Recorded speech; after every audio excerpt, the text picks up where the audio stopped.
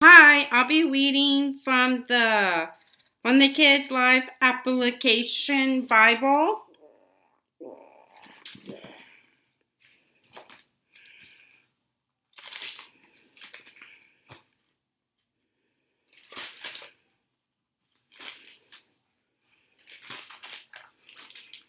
Okay, Genesis.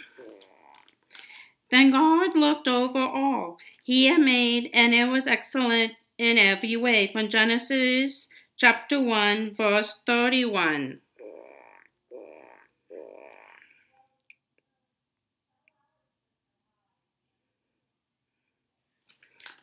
Verse 31. Genesis, why?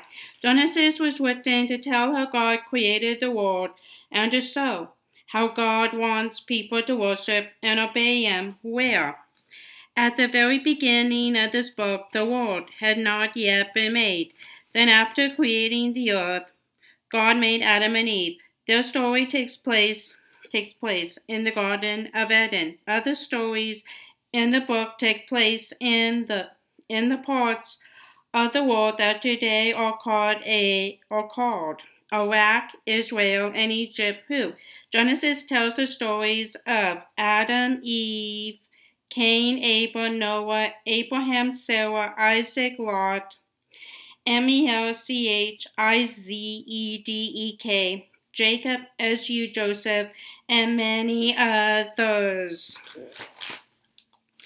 Life is filled with questions every day. We wonder why certain events happen and why things are the way they are. For example, have you ever wondered where animals come from, or why human beings are different from animals? Or have you ever thought about why people aren't nice to each other, or how all the different languages got started? All those good questions and many others are answered in this first book of the Bible. Genesis tells about the very beginning of the world when God created everything, including Adam and Eve, the first man and woman. Genesis also tells about Noah and the flood, Abraham and his son Isaac, Joseph with his beautiful robe, and many other exciting stories. As you read Genesis, you will learn a lot about God and His love for the world. You will also find answers to many of your most important questions. Creation. Undated Noah, 2166 BC. Abraham born 2066. Isaac born 2006. Jacob and Esau born 1915. Joseph born 1885. Joseph rules Egypt.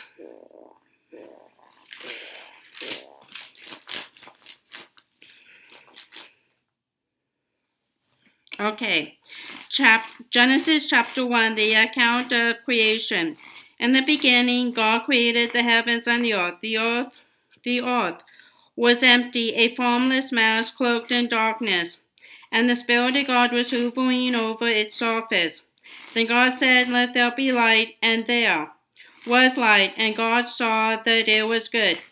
Then He separated the light from the darkness. God called the light day and the darkness night. Together these made up one day. And God said, "Let there be space between the waters to separate water from water." And so it was. God made this space to separate the waters above from the waters below, and God called the space sky. This happened on the second day. I wonder, why did God create the world? God created the world and everything in it because He enjoys making things and He wants to be with us. He created the earth and water and skies out of nothing. God is so powerful that He simply said the words to make it all appear. God created people because He wanted to have friends, men, women, boys, and girls, with whom he could share his love. He created the world He created the world for them to live in and enjoy. You are also a part of God's wonderful creation. Don't forget to thank God for the world you live in and for His love for you. And God said, "Let the waters beneath the sky be gathered into one place, so dry ground may appear," and so it was. God named the dry ground land, and the waters seas, and God saw that it was good. Then God said, "Let the land burst forth with every sort of grass and seed-bearing plant, and let there be trees that grow seed-bearing fruit.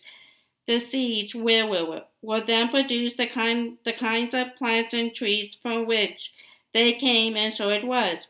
The land was filled with seed-bearing plants and trees, and the seeds produced plants and trees of like kind. And God saw that it was good. This all happened on the third day.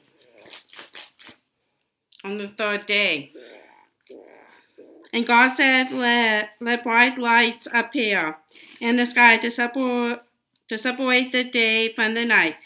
They will be signs to mark off the seasons, the days, and the years. Let their light shine down upon the earth, and so it was. For God made two great lights, the sun and the moon, to shine down upon the earth. The greater one, the sun, presides during the day. The lesser one, the moon, presides through the night. He also made the stars. God set these lights in the heavens to light the earth, to govern the day and the night, and to separate the light from the darkness. And God saw that it was good. This all happened on the fourth day. On the fourth day. And God said, "Let the waters swarm with fish and other life. Let the skies be filled with birds of every kind." So God created great sea creatures and every sort of fish and every kind of bird. And God saw that it was good. Then God blessed them, saying, "Let the fish multiply and fill the oceans. Let the birds increase and fill the earth." This all happened on the fifth day. And God said, "Let the earth bring forth every kind of animal, livestock, small animals, and wildlife." And so it was. God made all sorts of wild animals, livestock, and small animals, each able to reproduce more of its own kind. And God saw that it was good. Then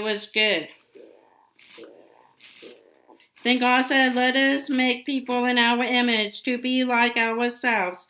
They will be masters over all life, the fish in the sea, the birds in the sky, and all the livestock, wild animals and small animals." So God created people in His own image. God patterned them after Himself, male and female. He created them. God blessed them and told them, "Multiply and fill the earth and subdue it. Be masters over the fish and birds and all the animals." And God said, "Look, I have given you the seed-bearing plants throughout the earth, and all the fruit trees for your food. And I have given all the grasses and other green plants to the animals and birds for their food." And so it was. Then God looked over all He had made, and He saw that it was excellent in every way. This all happened on the sixth day. Okay, that's the end of Genesis chapter 2. Okay, bye-bye.